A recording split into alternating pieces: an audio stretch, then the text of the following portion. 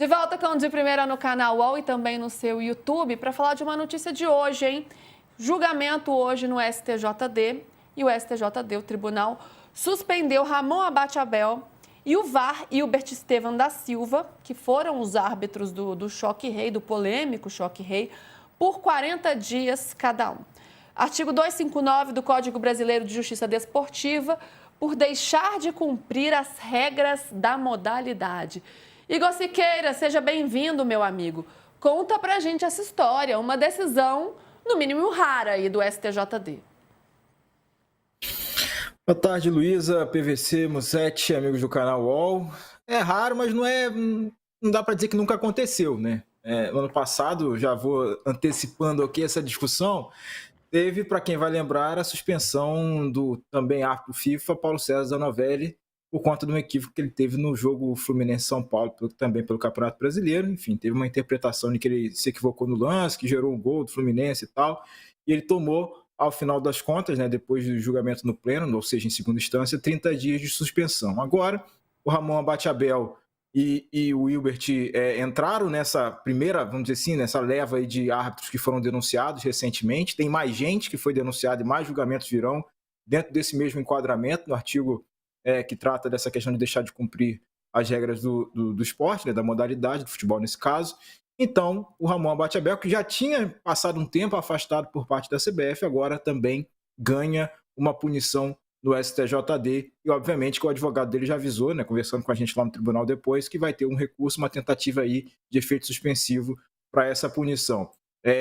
A punição, ela efetivamente começa amanhã, né, porque em dia de julgamento a punição não vale para o mesmo dia, ela vale a partir do dia seguinte, óbvio, né, se não houver efeito suspensivo e tal. O Ramon Abate Abel está escalado para ser a VAR 2 nessa rodada, no jogo Santos e Mirassol, então ele tem voltado para os jogos da primeira divisão de forma paulatina, ainda na cabine do VAR, e já apitou 2 partidas também na Série B, então esse retorno dele após período de afastamento, treinamento e tal, que a CBF o destinou, tem sido assim, paulatino. O Hilbert também já tinha feito um jogo de Série B, América Mineiro e Cuiabá, então mantendo-se essas suspensões, né, sem o efeito suspensivo, 40 dias pela frente, ou até, enfim, quando houver uma definição, um julgamento posterior após o recurso no pleno do STJD. Fato é que dá para a gente notar, esse caso não é o primeiro de toda a história, já aconteceu, e pode ser que mais árbitros sejam suspensos nesse mesmo dispositivo num futuro bem próximo. A gente tem casos de Matheus Candansan, denunciado, Rafael Rodrigo Klein, Rafael Claus, então o pessoal do Sindicato dos Árbitros, que auxilia os árbitros nessa defesa no tribunal, já está ciente disso tudo e está acompanhando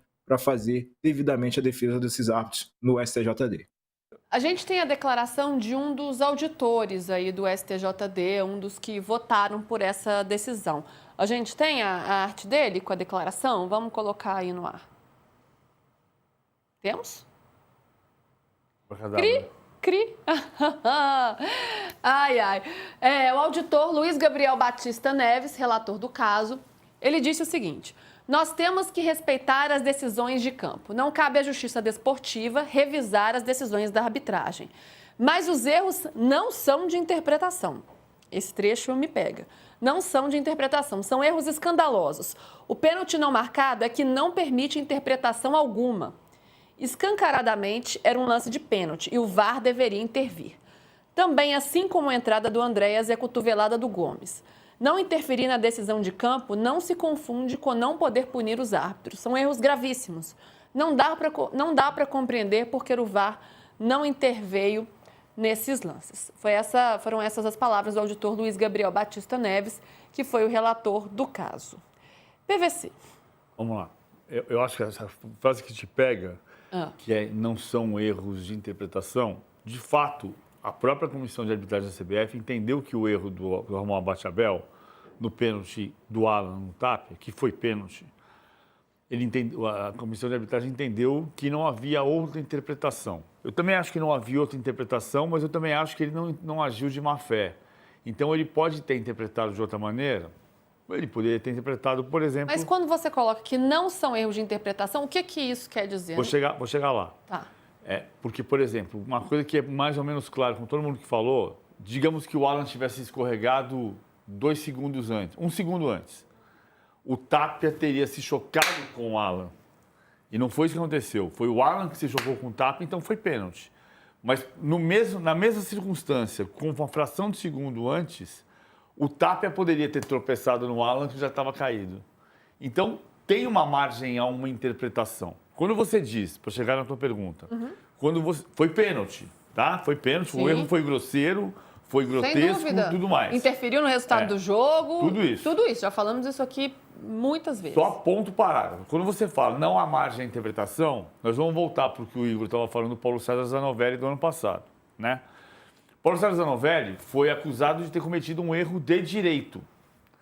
Por quê? Porque era uma falta para o São Paulo que foi cobrada para o Fluminense e saiu o gol. E o São Paulo queria anulação do jogo com base em erro de direito. O STJD não deu erro de direito, mas puniu o árbitro. Quando você pune o árbitro porque não há outra interpretação, qual é a margem para você entender que o STJD não entendeu que era erro de direito? Porque se é erro de direito, anula o jogo. Certo? Explica para o pessoal o que é erro de direito e o que é erro de fato. Erro de direito. Vou dar um exemplo prático, que aconteceu uma vez em 94 no Campeonato Alemão, e a FIFA mandou voltar, a FIFA não, a Federação Alemã, a Bundesliga, mandou voltar o jogo e a FIFA ameaçou punir a Federação Alemã naquela época. Foi um cruzamento de escanteio, o Elmer, zagueiro do Bayern, cabeceou contra o Nuremberg e a bola foi para fora. O árbitro, do nada, entendeu que a bola tinha entrado e deu gol. Mas a bola não tocou nem na rede, foi para fora. Erro de direito por quê? Era tiro de meta e ele entendeu que era gol. E a Federação Alemã mandou repetir o jogo. Que era o que podia ter acontecido no ano passado, que o STJD julgou contra refazer o jogo, contra a anulação do jogo, porque entendeu que não era erro de direito, mas puniu o árbitro. Cara, quem pune o árbitro é a comissão de arbitragem. Senão nós não podemos refazer o jogo, mas podemos punir o árbitro. Mas o árbitro já foi punido pela comissão de arbitragem. O Ramon Pachabel já foi afastado. O Rafael Claus já foi afastado. O Marcelo Candansan, o Matheus Candansan já foi afastado. Eu entendo, nesse processo que a gente está discutindo de profissionalização da arbitragem, que não é a única coisa que vai solucionar, uma coisa que vai solucionar é tirar a pressão do árbitro e deixar ele apitar. E você só aumenta a pressão. Porque você pode ser punido pela comissão de arbitragem, você pode ser punido pela comissão de arbitragem porque o teu chefe da arbitragem, entendeu que você errou. Você pode ser punido pela comissão de arbitragem porque o clube bateu na CBF e disse tem que tirar esse árbitro daqui. Esse árbitro pode apitar qualquer jogo, menos o meu. E você pode ser punido pela STJD, que vai entender que o erro não é de interpretação. Mas então, é erro de direito? Se é erro de direito, anula o jogo. PVC, sobre isso, já tem... Esse julgamento de hoje foi um reflexo também do entendimento da Procuradoria. A Procuradoria fez questão na denúncia desse caso, eu tive acesso à denúncia, eu tenho aquela na minha frente, de pontuar que eles não estão tratando esses erros graves, absurdos, claros, explícitos, clamorosos, o que o torcedor quiser pontuar, como erro de direito, é erro de fato. Então, não estão dando nem brecha para caso surja algum tipo de dúvida para o torcedor do São Paulo, do Palmeiras, enfim, e afins, né, que se interessam no resultado dessa partida, não estão nem colocando essa situação como erro de direito. É um erro de fato, e a Procuradoria concorda com isso, e os auditores concordaram com isso, que trata-se de um erro de fato, mas é uma interpretação de que esse artigo 259, eles consideram que não é um salvo-conduto para que o árbitro não seja punido pelos equívocos absurdos, clamorosos. Mas ele já foi punido, Igor. Isso está bem denunciado, está bem elucidado, Igor, na denúncia. E para frente vai ser um entendimento assim, só para o torcedor esperar que não deve ser o único árbitro a ser punido, só para a gente adicionar mais essa discussão. É mais uma contradição da STJD. Porque ele tanto sabe que alguém pode entender que eles estão julgando como erro de direito, que eles de antemão dizem não é erro de direito, veja bem, mas a gente pode julgar. Só que quem tem que julgar é a comissão de arbitragem, que já julgou e já afastou. Então, assim, não me parece caso de STJD. Não me parece caso de tribunal esportivo. É justamente a pergunta que eu ia fazer. Se é da competência do STJD julgar esse tipo de situação. Mussete, como você vê essa decisão? Eu acho que não cabe ao STJD e, para mim, a fala do auditor é muito clara. Primeiro que quando ele fala que não é um erro de interpretação, ele parece tornar suspeita a atitude do Ramon. Porque se não é um erro de interpretação, não é um erro técnico de direito, é um erro de quê? Ele quis errar. Mas para mim a questão mais grave dessa história é, beleza, esse lance é gravíssimo, é como eu falei, isso aqui é escandaloso, é raro, a gente vai lembrar daqui a muitos anos. Isso aqui é muito bizarro, esse lance que a gente está vendo agora. É muito pênalti, É bizarro, surreal isso não ser pênalti. Só que o lance do Andréas e do Gomes, a gente vê rodada após rodada no Campeonato Brasileiro. É um erro de interpretação, que a gente pode achar que é erro, não. Eu, por exemplo, eu não acho que é para vermelho. Então, assim, não é um erro gravíssimo como esse do Tap e do Alan, o erro do Andréas e o erro do Gomes. Você coloca tudo no mesmo balaio, diz que o árbitro não pode errar, mas fala que não é erro de interpretação. Para mim, tá tudo errado. Para mim, é mais uma atitude bem equivocada do STJD, assim como Bruno Henrique e Vitor Roque, são outros casos. Mas esse texto, para mim, é muito claro. Não dá para colocar no mesmo balaio esse lance, que é escandaloso e gravíssimo, com os do Andréas e do Gustavo Gomes. Para mim, são lances completamente diferentes. E ele tanto está punido que ele não apita nenhum jogo de Série A desde o dia 5 de outubro. Sim. Hoje é dia 19 de novembro. A comissão de arbitragem já puniu. Então, é claro que ele tem que ser punido. A pergunta é só, por que o STJD tem que punir de novo? E aí, Igor, isso é que eu queria jogar para você também. O STJD ele tem alguma alegação, se é da competência dele julgar esse tipo de caso? Outro ponto, abre um precedente, não é inédito, né? Não é a primeira vez que isso acontece, mas ainda assim é raro. Abre um precedente para que isso se torne comum ou rotineiro, que árbitros que erram e são punidos, ficam na geladeira da CBF, passem a ser punidos pelo STJD também. E outra, esse trecho, né, que ele fala não são de interpretação, também me dá a interpretação, falando em interpretação, de que foi colocada em xeque a índole do árbitro.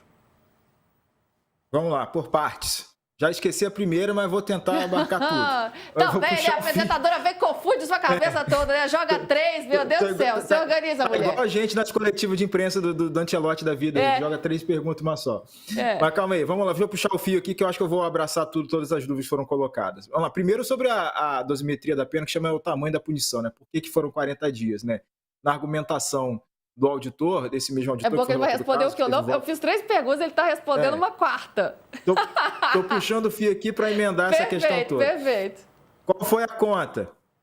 E aí, estou mencionando isso porque o Mussetti mencionou, né? Foi tão grave, não foi grave, tal. Entrou tudo no balaio e ele aplicou verbalmente isso, verbalizou 20 dias de suspensão por causa do pênalti e 10 dias para cada expulsão sonegada, vamos dizer assim, né, nessa interpretação. Então, por isso que ele chegou ao número de 40 dias. Então, ele entendeu, sim, que estava nesse mesmo pacote de decisões que não tinham como serem contestadas, eram coisas clamorosas e tal, erros claros e absurdos.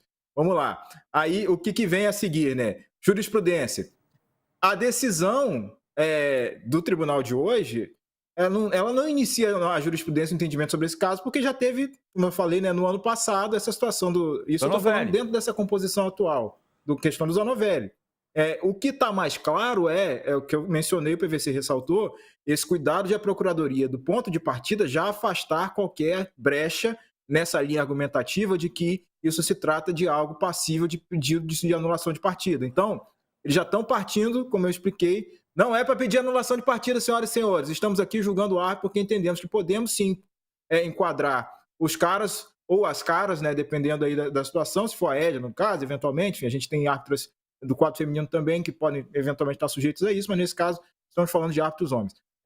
Podemos enquadrar esses caras no 259, sim, porque estamos tratando de uma responsabilização disciplinar do árbitro. Eu estou mencionando essa frase que está na denúncia.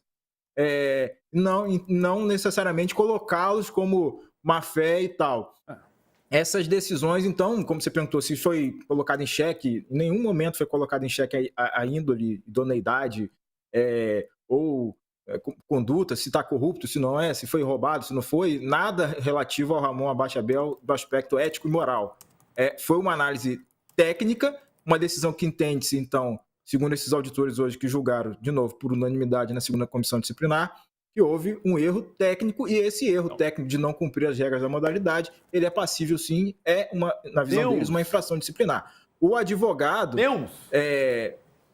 O advogado do árbitro, dos árbitros, né, que é o mesmo cara, que é o advogado ligado à Associação dos Árbitros, né, nesse caso, a Abrafute, Associação Brasileira de Árbitros de Futebol, ele pontuou muito nisso, ele foi nessa batida de que não era nem para estar sendo julgado aqui, enfim, foi muito nessa linha que vocês ponderaram sobre se o STJD tem ou não que julgar esse caso, mas está se tornando cada vez mais pacificado o entendimento de que esse tipo de situação vai aparecer mais vezes no tribunal e, como eu mencionei, tem mais gente aí para ter que se defender diante dos auditores. Não, vai ter o Rafael Claus, vai ter o Candanção. O Candanção já está se você julgado também.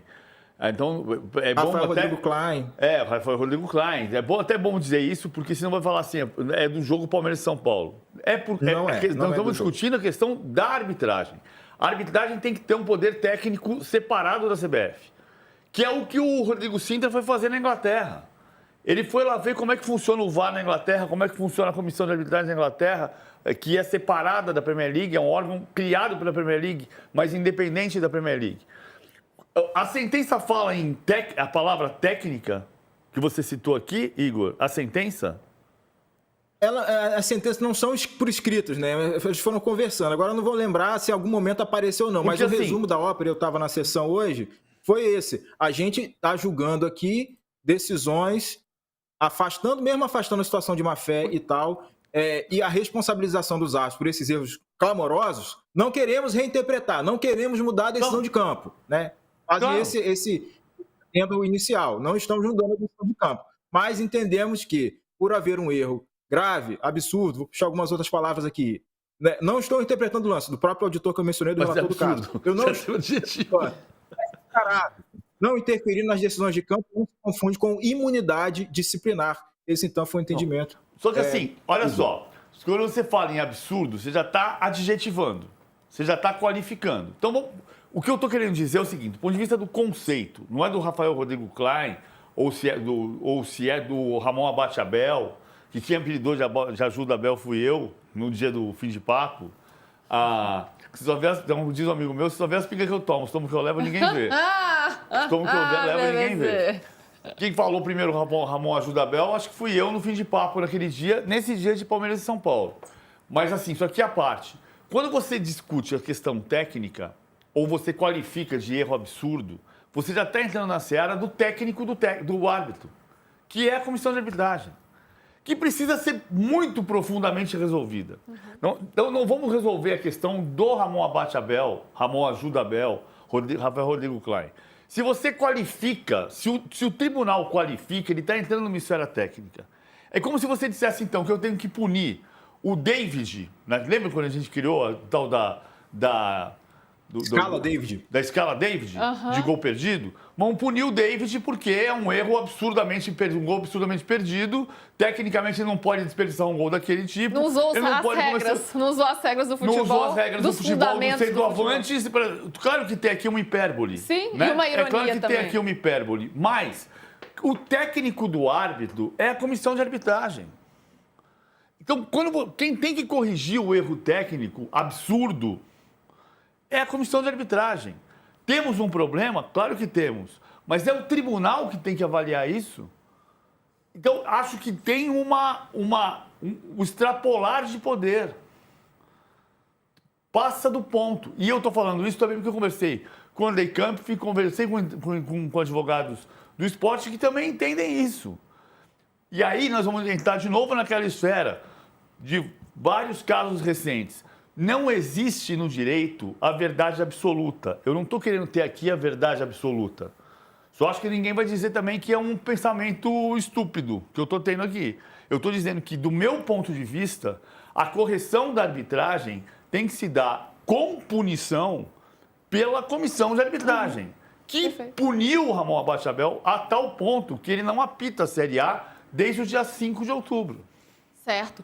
Vocês, minha gente, galera do chat, o que vocês acham? Vocês acham que o STJD sim tem que punir o árbitro e o VAR também, né? A gente não está nem falando dele, o Wilbert, mas ele também foi punido. Vocês acham que a punição é válida? Não? É exagerada? É uma forma de resolver o problema? Não? Vão palpitando aí no chat, a gente vai para o break agora e aí já vou lendo as mensagens de vocês. Igor, obrigada, viu? Bom trabalho, você está na jornada dupla. Amanhã voltamos, tem Fla-Flu em pauta amanhã também. Beijos. Obrigado, Luísa. Só uma esticadinha rapidinho para uma informação importante. O STJD homologou o acordo que o São Paulo propôs, transação disciplinar também, por conta de cantos homofóbicos no jogo no clássico contra o Corinthians. São Paulo vai ter que pagar R$100 mil de multa, mais um post fixado contra a homofobia até 31 de dezembro desse ano. É o desfecho desse caso, que seria julgado também hoje cedo, mas também uma outra transação disciplinar relativa a esse caso. Lembra qual foi o canto? Não vou lembrar e também não melhor deixar para lá. Vamos procurar por aqui. Beijos, Igor. Boa tarde para você. Bom trabalho. Valeu.